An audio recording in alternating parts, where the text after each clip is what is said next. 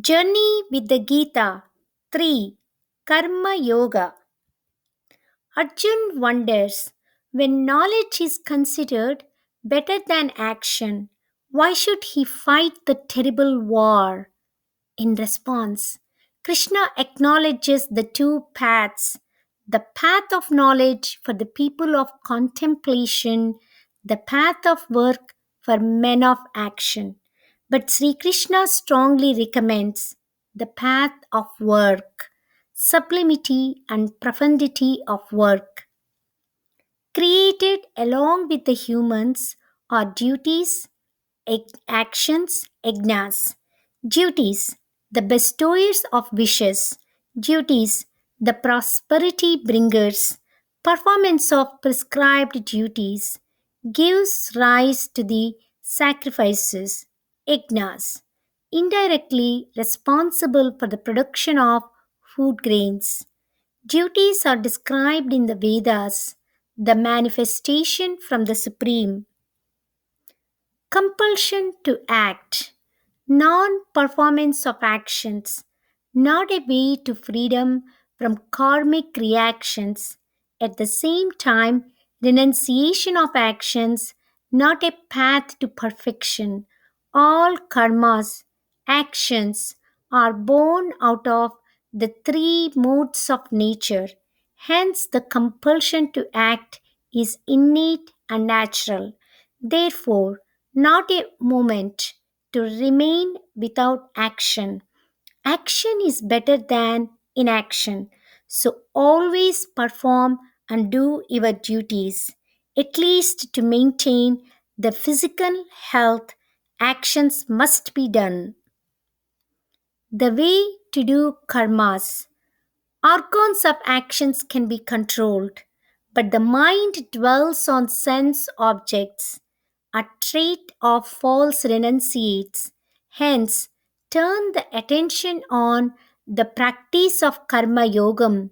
That means manage senses of perception by mind, engage the working senses without attachment, perform actions as offerings to the Supreme. Actions done in that manner leads to detachment. Otherwise, actions will cause bondage in this world. Actions. The self contented, the self satisfied, the self rejoiced do not need to work, do not lose or gain from the discharge or non discharge of duties, do not need to depend on others, as they clearly distinguish the self from the modes of nature and actions, and realize the play between sense perceptions and sense objects. They never get attached or entangled. The self illuminated should only inspire the ignorant to perform their duties properly, even though the ignorant work with attachment. Deluded by the play of the moods of nature, the wise should never unsettle the ignorant by inducing them to stop working. Actions, nature, desire. It is the natural tendencies that motivate people to act. Even the wise act according to their own nature. Doing one's own duties faultily is better than doing the other's duties perfectly. The desire born out of a natural tendency, the mode of passion, not only impels people to act unwillingly, forcefully, and also sinfully, but it also gives rise to anger. The all devouring and insatiable desire dwells in senses, mind, and intellect, clouds knowledge and dilutes the self, brings about attachment and aversion to sense objects through senses. The way to regulate and manage the desire, the destroyer of knowledge, the formidable and eternal enemy, is studying the lower self made up of senses, mind, and intellect through the higher self. Response.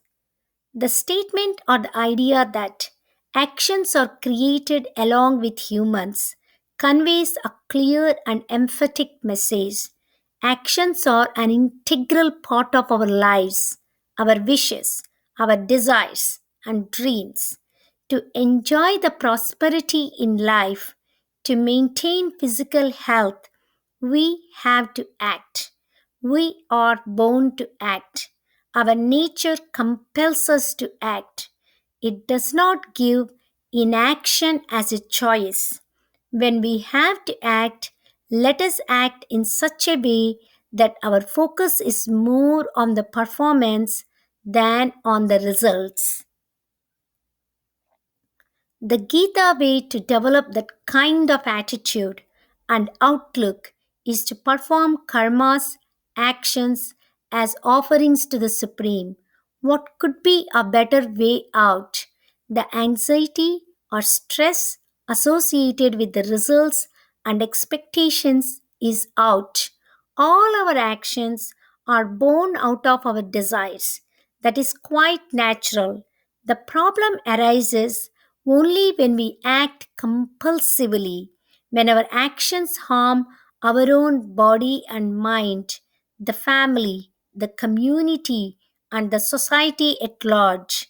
Sri Krishna pinpoints that such acts are performed when the insatiable desire clouds our judgment and deludes us. It happens only when the devouring desire sways our senses, mind, and intellect. In fact, our own mind, the seat of action, also the dwelling place of the desire. The Gita way to manage this formidable desire is to steady our senses, mind, and intellect through our own higher self. The solution lies within ourselves. We have to do something about it, tapping into our higher inner self.